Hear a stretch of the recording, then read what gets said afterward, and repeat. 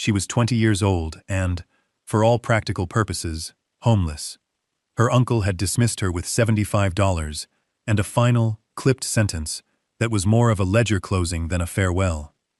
She had no family left to turn to, no clear plan, and only one object of any real meaning: her father's brass pocket compass, heavy and cool in her palm. And with $70 of that final sum, she bought a derelict steamship, the Starlight Queen, stranded in the parched, sun-bleached basin of Saltwash, a town 50 miles from the nearest navigable water. But what nobody in Saltwash knew, what the land agent who sold it for back taxes had long forgotten, was that locked away in the captain's cabin was a secret that would change not only her life, but the future of the forgotten town itself. Settle in and let us know where you're watching from, as we tell the story of Mabel Thornton and the ship that became her world. Mabel's life had been shaped by the contrary forces of steam and ink. Her father, Thomas Thornton, was a riverboat engineer, a man who spoke the language of boilers and pistons, whose hands were permanently stained with grease, and whose heart was full of the river's nomadic freedom. He smelled of hot metal and coal smoke, and he had taught Mabel the beauty of a well-seated gasket and the precise tolerance of a polished brass fitting. He believed the world was a magnificent machine, and that understanding how it worked was a form of reverence. Before he was lost to a boiler explosion when she was 12, he had given her the compass. "So you always know your heading, May," he'd said, his voice a low rumble, "even when the river bends." Her mother had passed years before that, a quiet, fading from consumption that left Mabel with only a vague memory of lavender scent and a gentle hand on her forehead. After her father's death, she was sent to live with his only living relative, his older brother Silas. Silas Thornton was a man of ink. He was a merchant in a small, prosperous town, a man who believed the world was a ledger book of profit and loss, and that understanding its cold arithmetic was the only virtue that mattered. He took Mabel in, not out of affection, but out of a grudging sense of duty, a debt he felt was owed to the family name. She was an entry in his accounts, an expense to be managed. She worked in his mercantile, her quiet competence a stark contrast to the loud, boastful manner of her cousins. She swept the floors, stocked the shelves, and soon, Silas discovered her sharp mind and steady hand were perfect for his ledgers. She learned the language of his world, too: accounts receivable, inventory, cost of goods sold. But she never forgot her father's language. In the evenings, she would study the engineering schematics he had left her, intricate drawings of steam engines and paddle wheel assemblies. While her uncle saw only a dependent, her father had seen a partner, a mind as curious and capable as his own. She carried his compass in her apron pocket always, its weight a constant grounding presence. It was a connection to a world where value was measured not in dollars, but in craftsmanship, in the elegant and powerful logic of a machine built to master the current. This quiet, dual education in mechanics and commerce made her observant, patient, and deeply self-reliant, qualities her uncle never recognized and certainly never valued. He saw only a quiet girl who cost him money, unaware that he was housing the one person who truly understood the foundations of the world he profited from. The end of her time in Silas Thornton's house came as quietly as it had begun. It was not a shouting match or a dramatic scene, but a simple, administrative decision delivered across the polished surface of his oak desk. His eldest son, Walter, was getting married, and the bride's family was of some standing. A place had to be made for the new daughter-in-law, both in the household and in the business. Mabel was, in the cold calculus of her uncle's world, a redundant asset. He called her into his office one Tuesday morning, the air thick with the smell of leather and old paper. He did not ask her to sit. He stood behind his desk, his hands clasped behind his back, looking not at her, but at a point on the wall just over her shoulder. "Mabel," he began, his voice devoid of any emotion, "Walter is to be wed next month. His wife, Eleanor, will be taking over the household accounts and assisting in the store. Your room will be needed for them." He paused, letting the words settle in the silent room. I have determined that your services are no longer required. He slid a small, thin envelope across the desk. This is $75. It represents a final settlement for your years of work. I consider it a generous amount. It was not a negotiation. It was a pronouncement. Mabel looked at the envelope, then back at his impassive face. She saw no malice there, but also no warmth, no flicker of familial connection. She was a line item being closed out. She had known this day would come, in one form or another. She had been living on borrowed time, a guest in a house that had never felt like a home. She did not plead or argue. To do so would have been to show a vulnerability he would neither understand nor respect. She simply nodded once. I understand, she said, her own voice as steady as his. She took the envelope. She went upstairs to the small attic room that had been hers for 8 years, and packed her few belongings into a single carpet bag. 2 worn dresses, a change of underthings, her father's schematics rolled and tied with a bit of twine, and a small bag of tools she'd carefully accumulated. She left the quilt on the bed, the book on the nightstand. They belonged to the house, not to her. As she walked down the stairs, she paused and looked at the family portraits on the wall. Her father was not among them. It was as if he, and by extension she, had never really been there at all. She closed the front door behind her without a sound, the compass in her pocket, a solid, reassuring weight against her leg. The journey had begun. The stagecoach ride west was a trial of dust and endurance. Mabel sat by the window, watching the familiar green hills of her uncle's valley flatten into rolling plains and then bleach into the harsh, cracked earth of the Great Basin. The world outside became a study in beige and ochre, the sky a vast, indifferent blue. Dust seeped through the window frames, coating her dress, her hands, her eyelashes with a fine, gritty powder. It worked its way into the back of her throat, and she sipped sparingly from her canteen, making the water last. The other passengers were strangers, a collection of weary prospectors, and a stern-faced woman, with 2 small children, all of them retreating into their own private miseries as the miles wore on. Mabel remained in her own quiet bubble of observation, her gaze fixed on the horizon. She thought not of what she had lost, for one cannot truly lose what one never possessed, but of what lay ahead. At a dusty way station, she'd seen a handbill advertising land parcels in a place called Saltwash, a town founded on the shores of a river that had, in a fit of geological caprice, vanished 20 years prior, leaving the settlement high and dry. The notice mentioned unclaimed properties, sold for the cost of back taxes. The name stuck in her mind, a place defined by its own abandonment. It seemed fitting. After 3 days of travel, the coach crested a low rise, and the driver called out, "Saltwash!" Below them, nestled in a wide, shimmering salt flat, was the town. It was exactly as she had imagined, a handful of sun-scoured wooden buildings, huddled together, as if for comfort, against the immense emptiness. The streets were wide and silent, and a fine white dust lifted with every gust of wind, tasting of salt and alkali. But the most astonishing feature, the one that made her sit up straight, was the ship. There, on the edge of town, perched on a dry bank overlooking the ghost of the riverbed, sat a full-sized paddle-wheel steamship. It was a monument to a forgotten promise, its white paint peeling, its twin smokestacks stark against the sky. It was absurd, magnificent, and utterly abandoned. The coach rolled to a stop in front of a building, marked with a faded sign, Saltwash Land Office. Mabel gathered her bag, paid the driver the last of her fare, and stepped out into the blinding sunlight. The air was hot and still. She walked toward the office, her destination clear in her mind. The ship called to something deep within her, a strange echo of her father's world stranded in her uncle's. It was a broken thing, a forgotten ledger entry, a machine with no purpose. It was, she thought with a flicker of grim humor, just like her.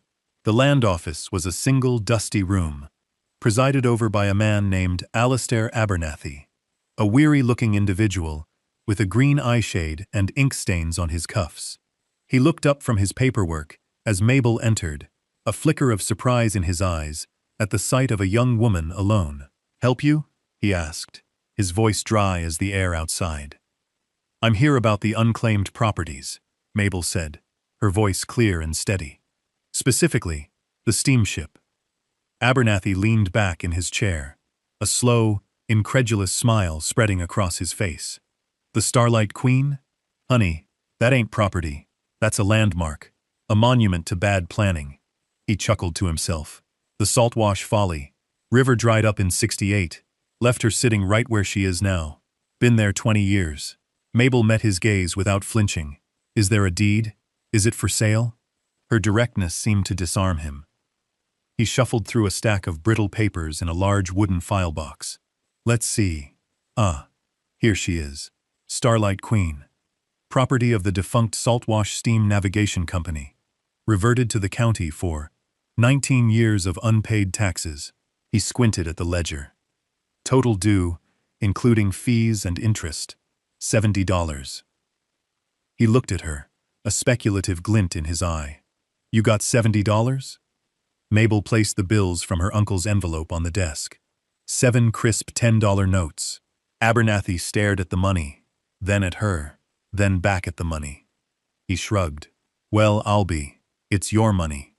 He filled out the transfer of deed with a scratchy pen, his movements slow and deliberate. He sanded the ink, stamped it with a heavy seal, and pushed the document across the desk. "She's all yours, miss. Hull, boilers, paddle wheel, and all the dust and rats therein. Good luck to you." Mabel folded the deed and placed it in her bag. She walked out of the office and toward the ship, the legal owner of the largest, most useless object in the entire basin. As she drew closer, its scale was immense. The hull rose a good 30 feet from the ground, its timbers bleached gray and cracked like old bone. The name Starlight Queen was still visible in faded gold leaf on the bow. She found the gangplank, miraculously still intact, and walked up onto the main deck. The wood groaned under her weight. Dust lay thick as a blanket over everything.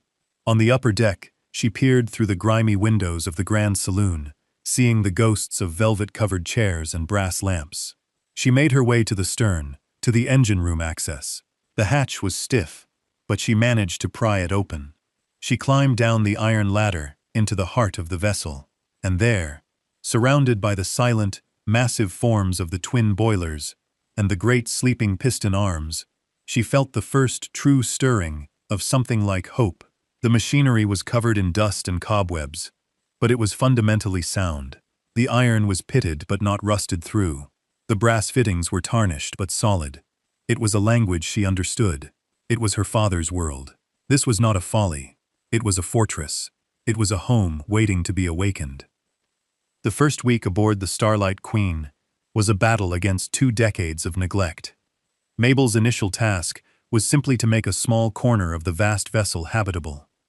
She chose a small steward's cabin on the main deck, one with a window that faced east to catch the morning sun. The door hung on one hinge and the glass was gone from the window, but it was a space she could claim. Her days fell into a rhythm of relentless, methodical work. She spent the first 2 days just sweeping, pushing out mountains of dust, dirt, and the desiccated remains of long-dead creatures. She used a piece of sailcloth she found in a storage locker to patch the window, creating a translucent barrier that let in light but kept out the worst of the wind. She repaired the door hinge with a piece of wire and a nail, her small collection of tools proving invaluable. Water was the most pressing concern. The town well was a quarter-mile walk, and she made the trip twice a day with 2 large buckets she'd found in the ship's galley. The journey back a slow, careful plod to avoid spilling a single precious drop. She learned to be frugal with it, using one portion for drinking and cooking, and reusing the gray water to wash the floors. She found a small, pot-bellied stove in the galley, its flue pipe rusted through in several places. She spent an entire day carefully disassembling it, cleaning each part, and patching the pipe with strips of tin cut from an old crate. That evening, for the first time, she lit a small fire, the scent of burning mesquite filling her small cabin with a warm, comforting glow. It was a profound victory, a small pocket of civilization carved out of the dereliction. Her attention, however, was repeatedly drawn to the captain's cabin. It was situated at the forward end of the upper deck, part of the pilot house, commanding the best view of the dry riverbed. Its door was made of solid oak and was locked fast. The brass keyhole was dark and impenetrable. She tried the few skeleton keys she found on a ring in the galley, but none would turn the lock. She examined the hinges, but they were heavy-duty strap hinges, bolted from the inside. There was no simple way in. Curiosity gnawed at her. But it was more than that. The cabin represented the ship's command center, its brain. It felt incomplete, unsettled, to have it sealed off. More practically, it was the most secure room on the ship, the most defensible. One afternoon, after securing her own small space, she decided she would get in, one way or another. She brought her tools to the upper deck. First, she tried to pick the lock, using a thin piece of wire and a small tension wrench she fashioned from a nail. She had watched her father do this once on a stubborn toolbox. She worked patiently for over an hour, feeling the faint clicks of the pins, but the mechanism was seized with rust and time. It wouldn't yield. Frustrated, but not defeated, she shifted her strategy. She would not break the door, but she would unmake it. She would remove the lock itself. The lock set was held in place by two large screws. Their slots, so clogged with grime and tarnish, she had to spend 10 minutes carefully scraping them clean. With her largest screwdriver, she put her entire weight into it, turning with slow, steady pressure. The metal groaned in protest. The first screw turned a fraction of an inch, then another. It took her nearly an hour of straining effort, her knuckles raw, but finally, both screws were out. She carefully worked the brass lock set out of its mortise. With a final clunk, it came free. The door swung inward with a low, mournful creak, opening the room to the light for the first time in 20 years. The air that billowed out of the captain's cabin was stale and dry, carrying the scent of old paper and sun-baked wood. A fine, pale dust coated every surface, preserving the room as a perfect tableau of its last moments of use. A sturdy oak desk stood against the far wall, a captain's chair before it. On the desk sat a heavy logbook, bound in dark leather, lying open. A brass oil lamp, its glass chimney miraculously intact, stood beside it. To the left was a narrow cot, its blanket folded with military precision. To the right stood a large, iron-banded sea chest. Mabel stepped inside, her boots making soft prints in the dust. She ran her hand over the desk, the wood smooth and cool beneath the grime. She walked over to the logbook and gently brushed the dust from its pages. The ink was faded, but legible, written in a strong, clear hand. The entries chronicled the final, futile weeks of the Starlight Queen's life on the water. May 10th, 1868. Water level down another 4 inches. Ran aground twice today. Had to winch her off the sandbar. The river is dying. The final entry was dated June 1st, 1868. Tied her up at the Saltwash Landing for the last time. The company has dissolved. The passengers are gone. I am all that remains. The river is gone. God help us. It was signed, Captain Elias Vance. Mabel felt a strange kinship with this long-dead captain. Another soul left behind by a world that had moved on without him. She began to clean the cabin, not with the frantic energy of her first days, but with a quiet reverence. As she was wiping down the heavy oak desk, she noticed something peculiar about its construction. It was a simple, functional piece, but the front panel beneath the main drawer seemed to be made of a different grain of wood, a subtle mismatch that only a careful eye would catch. She ran her fingers along its edge. There was no handle, no seam. She pushed on it, first gently, then with more force. Nothing. She examined the drawers. There were 3, all of which she had opened and found empty. But the depth of the drawers didn't seem to match the depth of the desk itself. There was a void, a hidden space. She returned to the front panel and began tapping it lightly, listening to the sound. Most of it was a dull thud, but near the right side, the sound was slightly more hollow. She pressed firmly in that spot. She felt a faint click, a release of tension, and a section of the panel, no bigger than a book, swung inward on a hidden hinge. Inside the dark cavity was a small, oilcloth-wrapped bundle and a neatly stacked pile of banknotes, held together by a leather strap. Her heart hammered in her chest. With trembling hands, she lifted the money. It was a mix of federal notes and gold certificates. She counted it slowly, her lips moving silently. It came to $3,000. A fortune. More money than she had ever imagined seeing in one place. Beneath it lay the oilcloth package. She untied the twine and unrolled it. Inside was a letter, the paper yellowed, but perfectly preserved, and a small object, a little bird, carved from a single piece of driftwood, its wings half spread, as if in mid-flight. She picked up the letter. The same strong, clear hand that had filled the logbook addressed it simply, "To whomever finds this." She sat in the captain's dusty chair and began to read. The words of Captain Elias Vance filled the silent cabin, a voice reaching across 2 decades of silence. "If you are reading this, then you have found my last port of call. You have likely also found my ship, a monument to a river that forgot its own course. My name is Elias Vance, and I was her captain for 10 years. I write this, not out of despair, but out of a sliver of hope." Mabel read on, her breath held tight in her chest. "The company went bankrupt when the water disappeared. They paid me what little they had, and left the ship to me as my final severance. I had planned to sell her for scrap, to take my family west to the coast. But there were no buyers. No one wanted a steamship in the middle of a new desert.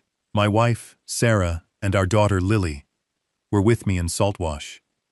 We were waiting for the spring thaw, hoping it might raise the water enough to move the Queen downstream. But the thaw never came.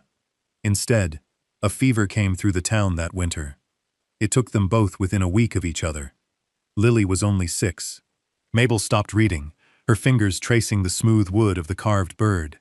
It was a child's toy, a small, simple thing, imbued with an impossible weight of love and loss. She continued reading the letter. "After they were gone, I had nothing left to go west for. This ship was my last connection to the life I had known. I stayed. I worked odd jobs in the town, but I lived aboard the Queen. I kept her as best I could. The money you have found is every dollar I saved in my life. It is the wages from 10 years on the river, and the small earnings from my time here. It is not a king's ransom, but it is a stake. It is enough to start something. I have no kin to leave it to. So I leave it to you, whoever you are. I leave it to the person with enough patience and vision to find value in what everyone else has abandoned. Use it well. Perhaps you can make this place live again, or perhaps it will be your passage to a better one. That is for you to decide. All I ask is that you remember that a man named Elias Vance loved his family and loved this ship." The letter was signed simply, Captain Vance. Mabel folded the letter carefully and placed it back in its oilcloth sheath. She looked around the cabin, at the desk, the cot, the logbook. It was no longer just an empty room. It was a trust. The $3,000 was not a treasure she had found, but an inheritance she had been given. She picked up the carved bird and held it in one hand, and from her pocket, she took out her father's brass compass and held it in the other. One was a guide to the world, the other a reminder of what made a place a home. She would not be leaving Saltwash. Captain Vance had left her a stake, and she would honor his hope. She would make this place live again. The Starlight Queen would have a new purpose. The captain's inheritance changed everything. It was not just money. It was possibility. It was the means to turn survival into a future. For 2 days, Mabel did nothing but plan. She sat at Captain Vance's desk with paper and a pencil, sketching, calculating, and thinking. She would not just live in the ship. She would transform it. Saltwash, for all its desolation, was on a crossroads. Prospectors, surveyors, and traders passed through, but there was no respectable place for them to stay. Only a rowdy saloon, with a few grimy rooms above it. The Starlight Queen would become the Starlight Inn, a clean, safe boarding house. The cavernous engine room, with its high ceilings and sturdy iron foundations, would become her workshop, a place for repairing wagons, tools, and whatever machinery found its way to her. It was an ambitious plan, one that would require immense labor. With the captain's money carefully secured, she walked into town and began to purchase supplies. She bought lumber from the town's small, struggling mill, panes of glass from the general store, nails, screws, paint, and gallons of linseed oil. The townsfolk watched her with quiet curiosity, their initial amusement at the girl who bought the folly turning into a grudging respect as they saw the sheer volume of materials she was hauling back to the ship, load by load, in a hired buckboard. Her first major project was to make the vessel entirely weatherproof. She started on the upper deck, methodically replacing every broken window, carefully scraping out the old, hardened putty, and setting the new panes of glass with fresh glazing points. It was slow, exacting work. Then she turned her attention to the deck itself. The planks were sun-bleached and shrunken, with gaps between them that let in wind and dust. She bought barrels of pine tar and spent a week on her hands and knees, laboriously caulking every seam with oakum and sealing it with the hot, sticky tar, the same way her father had taught her sailors waterproofed their ships. The work was grueling, but with each sealed seam, the ship felt more solid, more whole. It was during this work that she had her first real interaction with one of the townspeople. An old man named Jedediah Croft, the town's semi-retired carpenter, stopped by one afternoon, his hands tucked into the bib of his overalls. He watched her for a long time, his brow furrowed. "You're using ship's caulking," he finally said, his voice a gravelly rasp. "That's right," Mabel replied, not stopping her work. "She was a ship. She deserves to be treated like one." A slow smile cracked his weathered face. "That she does." He pointed with his chin toward a section of the railing that was sagging. "That post is rotten at the base. You'll need to brace it before you put any weight on it." The next morning, he returned with a solid piece of oak and his own tools. "Figured you could use this," he said, and he showed her how to cut a mortise and tenon joint to secure the new post, a skill far beyond her own knowledge. He asked for nothing in return. He was the first. A few days later, Martha Paisley, the baker's wife, a stout woman with kind eyes, came up the gangplank carrying a covered basket. "I see your lamp burning late every night," she said, her voice warm. "A body can't live on hard work alone." Inside the basket was a loaf of fresh bread, a crock of butter, and a thick slice of apple pie. From then on, Martha came by twice a week, always with some offering from her kitchen. She never stayed long, but her quiet, steady generosity was a balm to Mabel's solitude. The last piece of the puzzle fell into place when she began work on the engine room. She needed to fabricate a new hinge for the massive cargo door, a piece of ironwork that required a forge. She went to the blacksmith, Samuel Finch, a young man with powerful arms and a serious demeanor. She brought one of her father's old schematics to show him the precise design she needed. He looked at the drawing, his professional eye appreciating the clean lines and detailed measurements. "Your father was an engineer," he stated, not a question. "He was," Mabel said. Samuel nodded. "I can make this. But it would be better if you helped. You know what it needs to do." For the next 2 days, she worked alongside him at the forge, learning the rhythm of the hammer, the smell of hot iron, the critical moment to quench the steel. He charged her only for the cost of the iron. Through these small, repeated acts of practical help, a community began to form around her. They were not friends in the conventional sense. They did not share stories or secrets. They shared work. They recognized in her a spirit of industry and self-reliance they valued in themselves. They saw she wasn't just fixing a ship, she was building a life, and they offered, in their own quiet ways, the tools to help her do it. Months turned into a year. The Starlight Queen was reborn. A new coat of white paint gleamed in the desert sun, her trim picked out in a smart navy blue. The name on her bow was re-gilded, a splash of gold against the stark landscape. On the main deck, 4 of the old cabins had been converted into clean, simple, comfortable rooms for lodgers, each with a freshly glazed window, a sturdy bed, and a small wood stove. The grand saloon, its faded velvet replaced with durable canvas and polished wood, now served as a common room and dining hall. Below, The engine room was transformed. The dormant machinery, cleaned and oiled, stood as silent, magnificent sculptures of iron and brass. The rest of the space was an efficient workshop, organized with benches, tools, and a small forge that Samuel Finch had helped her build. The Starlight Inn and Repair was open for business. Her name, Mabel Thornton, became known throughout the basin. People started calling her Miss Mabel, the proprietor of the inn. Her first guest was a geologist from the State Survey, who stayed for a month and paid her in gold. He was followed by a circuit judge, a pair of trappers, and a family heading west who needed their wagon's axle repaired. They came for the clean rooms, the good, simple food that Mabel cooked in the galley kitchen, and her growing reputation as a skilled mechanic. Her life settled into a new, satisfying rhythm.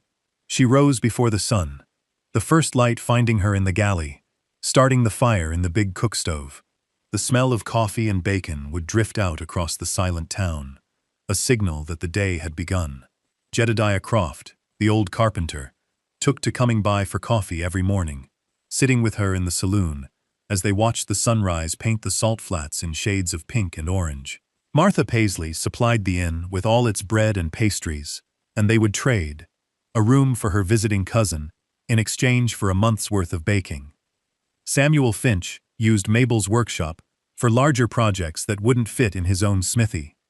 The ship was no longer an object of ridicule, but the quiet, beating heart of the town's commerce and social life. It was a place of rest, of repair, of community.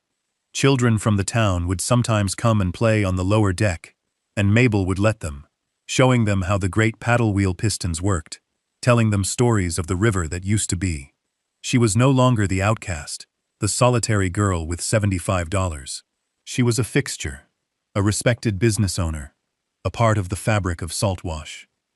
The town, once defined by what it had lost, was slowly being redefined by what had been built in its place.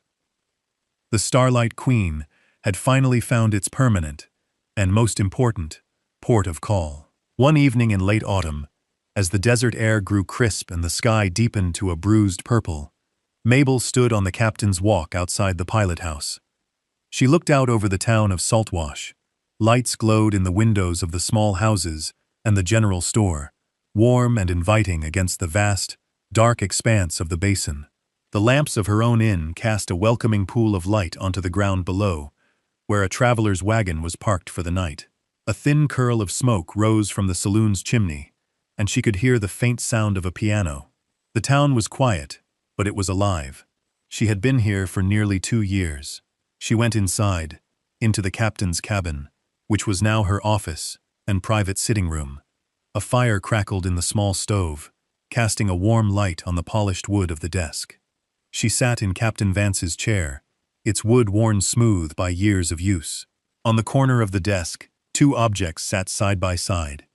One was her father's brass compass, its needle pointing faithfully north. The other was Captain Vance's carved wooden bird, its wings forever poised for flight. She thought of the 2 men she had never been able to say a proper goodbye to. Her father, Thomas Thornton, who had given her the skills to understand the world and a tool to find her way in it, and Captain Elias Vance, a man she had never met, a stranger, bound to her by a shared experience of loss and a common love for a stranded ship.